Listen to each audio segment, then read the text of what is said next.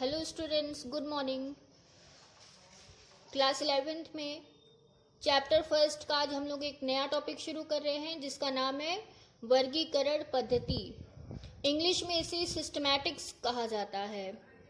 वर्गीकरण पद्धति यानी कि सिस्टमैटिक्स। सिस्टमैटिक्स होता क्या है या वर्गीकरण पद्धति होती क्या है? नाम से ही आप लोगों को पता चल रहा होगा कि वर्गीकरण यानी कि क्लासिफिकेशन करने की एक टेक्निक होती है, एक मेथड होता है जिसे हम सिस्टमैटिक्स कहते हैं। यानी कि कह सकते हम मेथड ऑफ क्लासिफिकेशन, किस तरह से हम लोग वर्गीकरण कर सकते हैं जीवों का। तो देखिए यहाँ लिखा है, इसका शाब्दिक अर्थ है जीवों को क्रमबद्ध रूप से व्यवस्थित करना। इंग्लिश में अगर इसको कहा जाए तो हो जाएगा arrangement of organisms in a systematic manner. एक क्रमबद्ध रूप से जीवों को व्यवस्थित करना सिस्टमैटिक्स यानी कि वर्गीकरण पद्धति कहलाता है। अब देखिए ये दो तरह के होते हैं। पहला है क्लासिकल सिस्टमैटिक्स और दूसरा है न्यू सिस्टमैटिक्स। तो दोनों में अंतर क्या है? क्लासिकल सिस्टमैटिक्स में क्या होता है, जीवों का वर्गीकरण उनके आकारिकी गुणों पर आधारित होता है। यानी कि जो बाहरी आकार है जीवों का, उनके ऊपर ये वर्गीकरण किया जाता है। बाहरी रूप को, बाहरी आकार को देख करके इसमें जीवों का वर्गीकरण किया जाता है। इसे हम क्लासिकल सिस्टमैटिक्स कहते हैं। अब देखिए हिंदी इंग्लिश दोनों में इसे क्लासिकल सिस्टमैटिक्स कहा जाता है। दूसरा है न्यू सिस्टमैटिक्स। ठीक है, न्यू सिस्टमैटिक्स। इसमें जीवों का वर्गीकरण कैसे करते हैं? इसमें जीवों का वर्गीकरण आकारिकी का इंग्लिश होता है मॉर्फोलॉजी, यानी कि मॉर्फोलॉजिकल बेसिस पे भी करते हैं। और साथ ही साथ जैव रसायन यानी कि बायोकेमिस्ट्री, कोशिका विज्ञान, इसे इंग्लिश में साइटोलॉजी कहते हैं, कोशिका अनुवंशिकी यानी कि साइटोजेनेटिक्स, और जैव विकास एवोल्यूशन, इन सभी पे भी आधारित होती है वर्गीकरण। तो न्यू सिस्टमैटिक्स में जीवों का वर्गीकरण आकारिकी के साथ साथ इन सभी चीजों पे भी आधारित होती है। लेकिन क्लासिकल सिस्टमैटिक्स में क्या था, जो वर्गीकरण था वो सिर्फ आकारिकी गुणों पर ही आधारित था। तो दोनों में ये अंतर है, क्लासिकल और न्यू सिस्टमैटिक्स में। अगला टॉपिक है प्रजाति संकल्पना। प्रजाति संकल्पना, इसे इंग्लिश में स्पीशीज कंसेप्ट भी कहा जाता है। अब देखिए स्पीशीज होता क्या है, प्रजाति होता क्या है? जीवों का वह समूह होता है जिसमें वे आपस में अंतः प्रजनन कर सकें। मतलब कि ऐसा समूह, जीवों का ऐसा समूह जिसमें वो आपस में अंतः प्रजनन कर सकते हैं। तो प्रजाति जो शब्द है, स्पीशीज जो वर्ड है, सबसे पहले जॉन रे ने ये शब्द दिया था स्पीशीज। कब दिया था? 1627 में इनका जन्म हुआ था और 1705 में इनकी मृत्यु हुई थी। तो जॉन रे ने सबसे पहले स्पीशीज शब्द का प्रयोग किया था।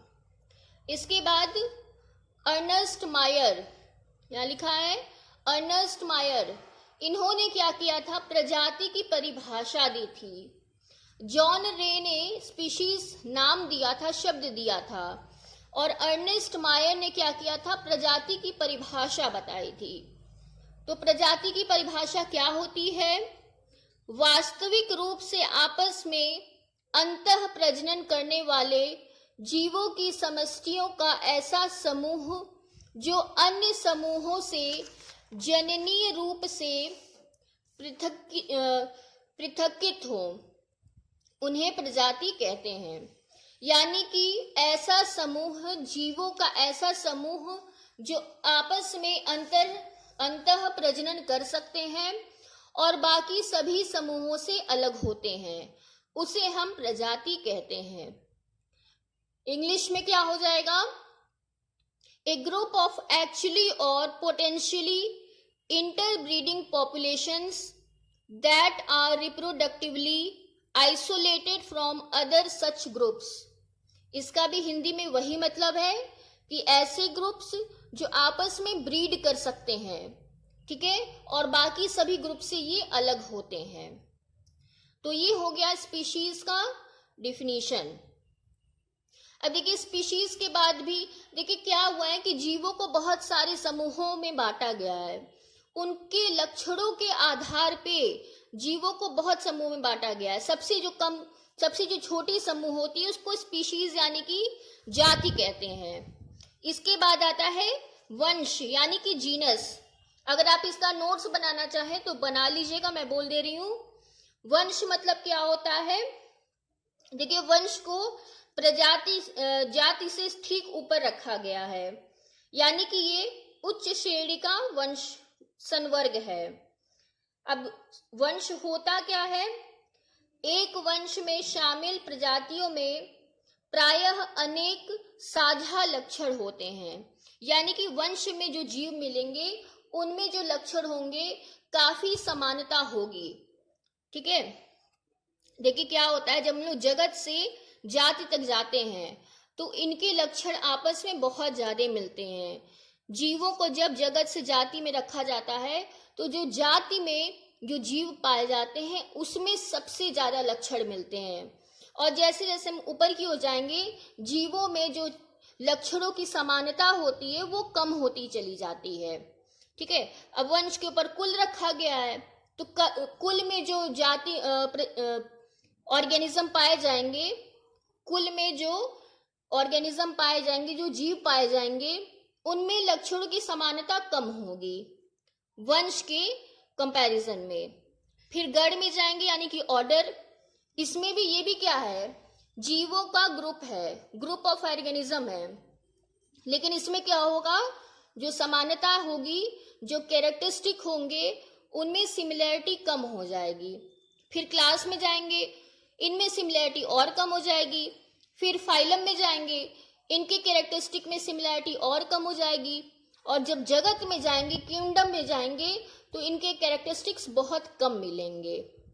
तो जगत में क्या होता है, जीवों का ग्रुप, सभी देखिए क्या है, जीवों का ग्रुप है, लेकिन जैसे जैसे आप जाति तक जाएंगे तो इनके कैरेक्टरिस्टिक्स आपस में बहुत ज्यादा मिलेंगे, और ऊपर जब जाएंगे तो इनके गुण आपस में कम मिलेंगे।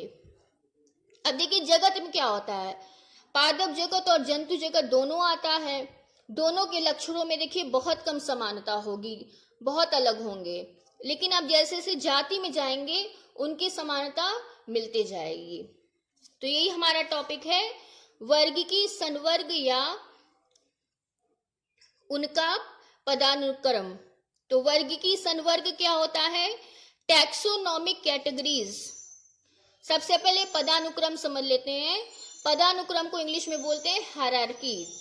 हायरार्की क्या होता है, वस्तुओं को एक के ऊपर अर्थात छोटे से बड़े श्रेणियों में व्यवस्थापन करना, यानी कि अरेंजमेंट करना। जैसे आप लोग मैथ्स में पढ़े होंगे, छोटे से बड़े की तरफ नंबर को अरेंज करते हैं, वैसे इसमें ही समूहों का अरेंजमेंट किया जा रहा है छोटे से बड़े श्रेणियों के ऊपर। देखिए सबसे छोटी श्रेणी जाति है, फिर वंश, कुल, गण, वर्ग, संघ और जगत। जो छोटे से बड़े श्रेणियों में इनका व्यवस्थापन किया जा रहा है, इसी को हम कहते हैं हायरार्की। अगर इंग्लिश में बोला जाए तो अरेंजमेंट ऑफ ऑर्गेनिजम्स या arrangement of groups from smaller to bigger group, इसी को हायरार्की कहा जाता है। और वर्गीकी संवर्ग का मतलब होता है जीवों का समूह, यानी कि यही जाति, वंश वगैरह जो है ये वर्गीकी संवर्ग है ये। अब इसका आप डिफिनीशन लिख सकते हैं। वर्गक या संवर्ग क्या होता है, अध्ययन की सुविधा के लिए योजनाबद्ध वर्गीकरण में जीवधारियों को बहुत से छोटे बड़े समूहों में रखा गया है तथा इस वर्गीकरण में इन संवर्गों की लक्षणों के आधार पर एक निश्चित बढ़ते हुए क्रम में रखा गया है।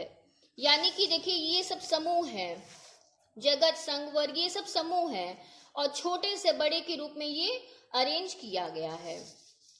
इंग्लिश में आप लिख लीजिएगा, arrangement of organism into various groups according to their characteristics. उदाहरण देख लेते हैं, हायरार्की ऑफ लायन, यानी कि शेर का अब हम लोग निकालेंगे किस तरह से हायरार्की है। तो शेर को किस में किंगडम में रखेंगे, जंतु जगत में रखेंगे, यानी कि एनिमेलिया। शेर का फाइलम क्या हो जाएगा, कोडेटा। क्लास मैमेलिया, मैमेलिया यानी कि बच्चों को जन्म देता है। ऑर्डर क्या हो जाएगा, कार्निवोरा। कार्निवोरा मतलब ऐसे जीव जो मांस खाते हो। फिर इसका फैमिली आ जाएगा फेलिडी। फेलिडी में देखिए इसमें बिल्ली को भी रखा गया है। इनकी खासियत ये है, इनके समान लक्षण ये है कि इनके नाखून इस तरह से बने होते हैं कि वो जीवों के शरीर को फाड़ सके, तो फेलिडी में रखा गया है इसका। जीनस में आप जानते हैं इसका साइंटिफिक नेम क्या होता है, पैंथेरा। स्पीशीज क्या हो जाएगा, लियो। तो ये शेर का हायरार्की है। इसी तरह कुछ और जीवों के हायरार्की हम लोग अगले वीडियो में जानेंगे। तब तक के लिए धन्यवाद।